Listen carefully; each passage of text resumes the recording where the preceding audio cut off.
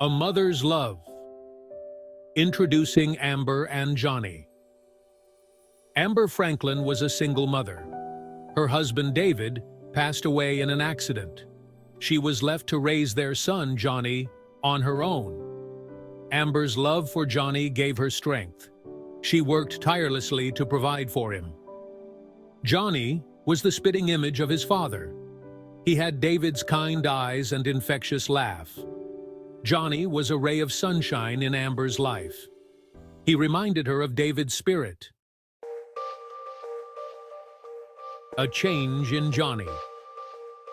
Noticing the signs, days turned into weeks, and weeks into months. Life settled into a familiar rhythm for Amber and Johnny. Amber cherished the moments they shared, from reading bedtime stories to cheering him on at his soccer games. She held on to these memories, finding solace in their normalcy. Lately, however, Amber had noticed subtle changes in Johnny. He seemed quieter than usual, withdrawn. His appetite had diminished, and he barely touched his dinner, a far cry from the boy who once cleared his plate in minutes. "Are you feeling okay, sweetie?" Amber asked one evening, her brow furrowed with concern. Johnny just shrugged, pushing the food around his plate with a fork. Amber's maternal instincts told her something was amiss. She knew her son, and this behavior wasn't like him. The once energetic boy now seemed lethargic, lacking his usual spark. His clothes, once fitting perfectly, hung loosely on his frame. The change was gradual, almost imperceptible at first. But it was there, a gnawing worry in the back of Amber's mind.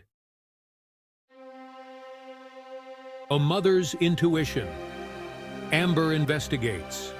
Concern gnawed at Amber's heart. She tried talking to Johnny, but he remained tight-lipped, offering vague responses to her probing questions. She knew something was bothering him, but he refused to confide in her. Determined to get to the bottom of it, Amber decided to speak with Johnny's teacher, Mr. Miller. Perhaps he had noticed something at school. Mr. Miller was a kind and compassionate man, known for his dedication to his students. "I've noticed Johnny's been a bit quiet lately," Amber confided in Mr. Miller after school one day. "Is everything all right with him here?" Mr. Miller paused, a thoughtful expression crossing his face. "Johnny's a good boy, Amber," Mr. Miller reassured her. "His grades are fine, and he's always respectful. But you're right, he has been a bit withdrawn lately. I'll keep an eye on him." Though Mr. Miller's words were reassuring, Amber couldn't shake off the feeling that something was amiss. Section 4. A Secret Revealed. Johnny's act of kindness. Days turned into a week, and Amber's worry continued to grow. She decided to take matters into her own hands. The following day, she decided to surprise Johnny by having lunch with him at school. She packed his favorite sandwich and cookies, hoping to brighten his day. As she arrived at the school cafeteria, she spotted Johnny sitting alone at a table. He was staring at his lunchbox, a forlorn expression on his face. But what surprised Amber even more was what happened next. Johnny opened his lunchbox only to find it empty. A look of disappointment washed over his face. Just then, Mr. Miller approached the table, a brown paper bag in his hand. "Johnny, I forgot to tell you, I accidentally packed 2 lunches today," Mr. Miller said with a smile. "Why don't you have this one?" Johnny hesitated for a moment before accepting the bag. Section 5. Mr. Miller's Struggle. A Story Untold.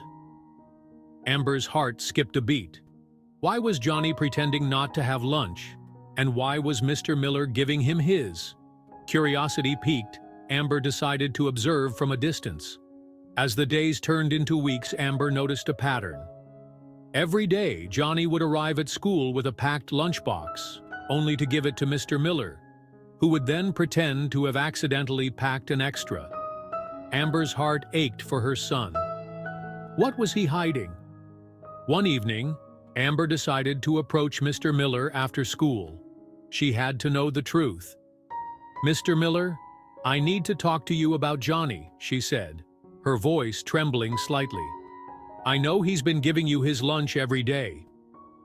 Mr. Miller's shoulders slumped, and he let out a heavy sigh. "Amber, I didn't want to burden you with this, but my son, Alex, is very sick. He's been battling cancer, and the treatments have been tough on him. He's lost his appetite and can barely keep any food down."